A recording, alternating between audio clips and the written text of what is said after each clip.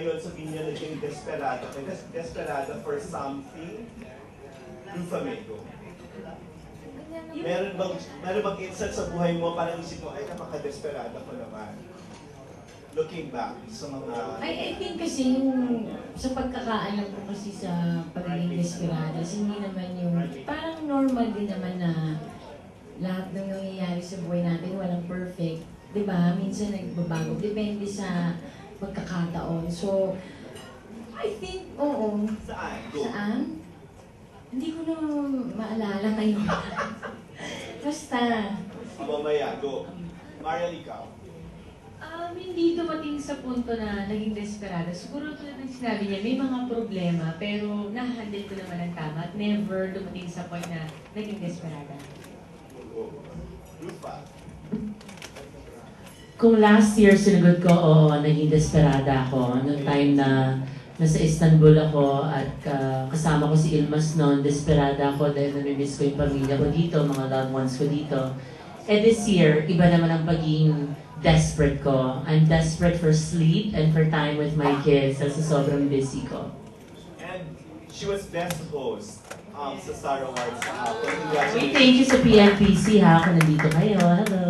Dito ang president. Anyway, Iza Calzado, were you ever desperate for something? Well, hindi talaga desperate for something, pero siguro desperate for a house, but thanks to Rufa making to.